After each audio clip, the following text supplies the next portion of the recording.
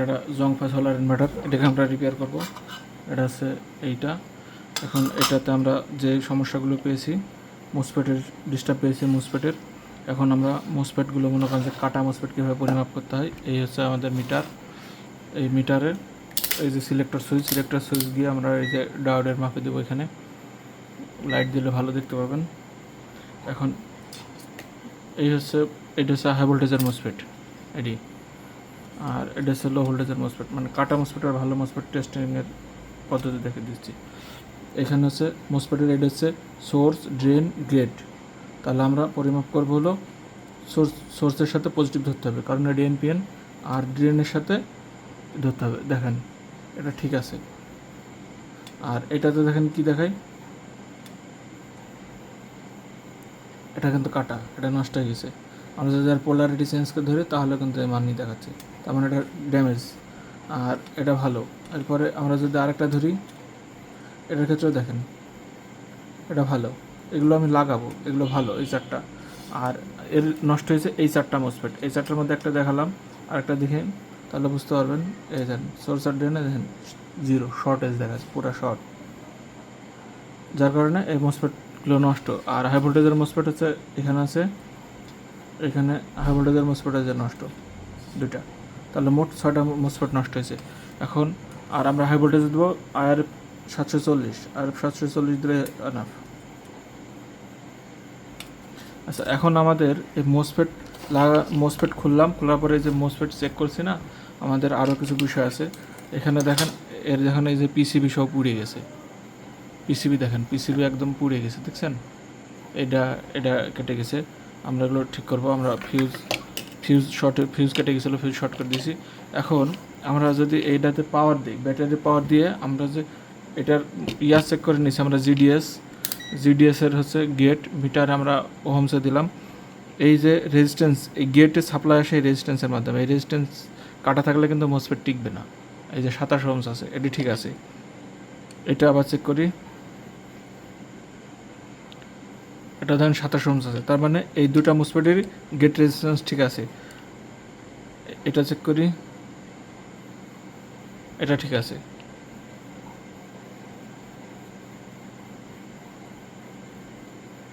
এটাও ঠিক আছে। এখন আমাদের গেটের রেজিস্ট্যান্স ঠিক আছে।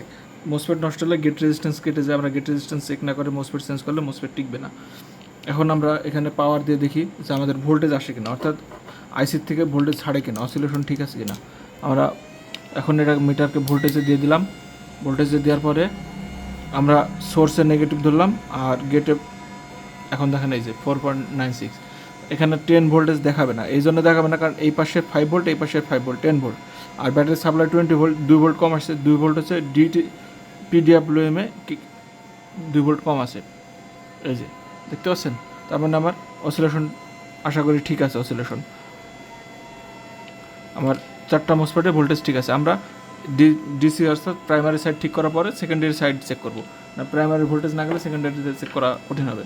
আচ্ছা, আমরা যদি হার্জ চেক করতে চাই, আমাদের এই মিটার দিয়ে আমরা হার্জ চেক করতে পারি যে আমাদের কিলো হার্জে বেরোচ্ছে কিনা।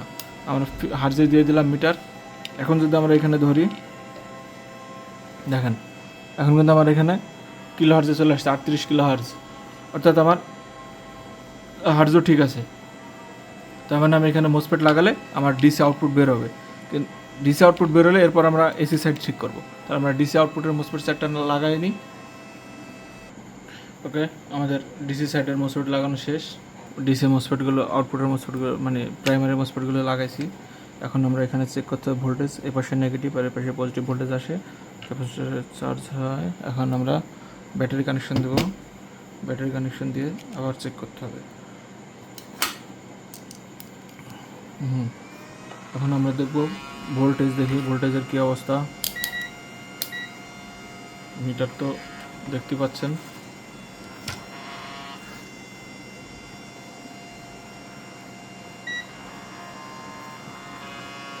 এখন ভোল্টেজ হলে এখানকার আগে এই ভোল্টেজটা চেক করে ডিসি 280, 78, 80 ঠিক আছে, সমস্যা নেই।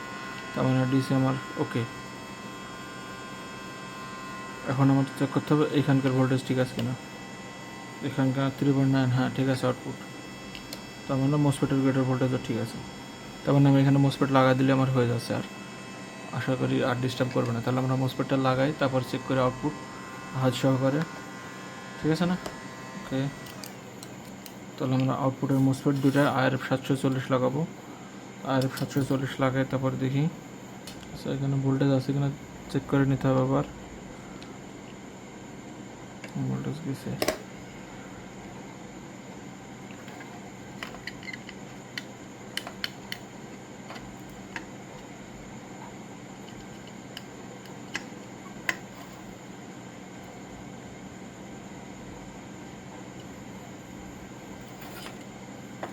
এখন আমরা পাশে ঝালাই করে দেবো।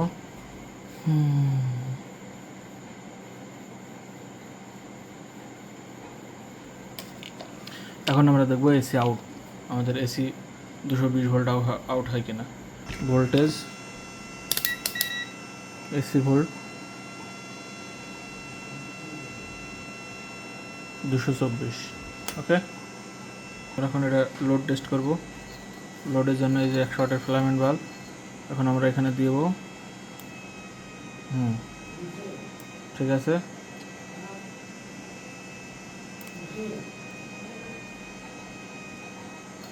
আর যদি হার্জ দেখতে চান, হার্জ হচ্ছে হার্জার মিটার। অসিলোস্কোপ আছে, অসিলোস্কোপ এখন আর বের করতে যাচ্ছে না। এখানে হার্জ হচ্ছে এই ধরুন 49.95 হার্জ, তাহলে 50 হার্জ ঠিক আছে।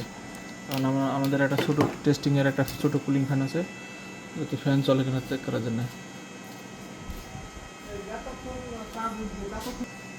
এখন আমরা পাওয়ার দিলাম, এই যে পাওয়ার দিলে আমাদের ফ্যান করা শুরু হয়ে গেছে, তার মানে আমাদের ইনভার্টার রেডি। ওকে, তাহলে আমরা রেডি করলাম, এখন ফুল সেট আপ দিই।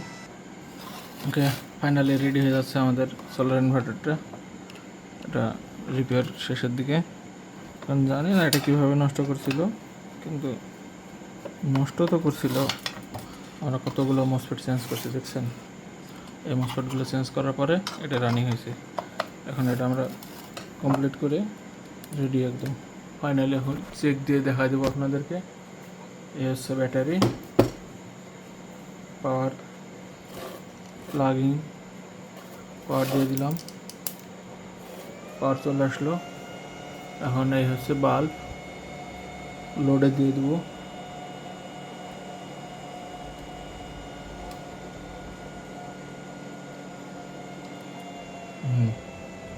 ওকে, আর ভোল্টেজ যদি দেখতে চান তাহলে এসি ভোল্টেজ হয়েছে আমার ভোল্ট মিটার, হচ্ছে 226 ভোল্ট।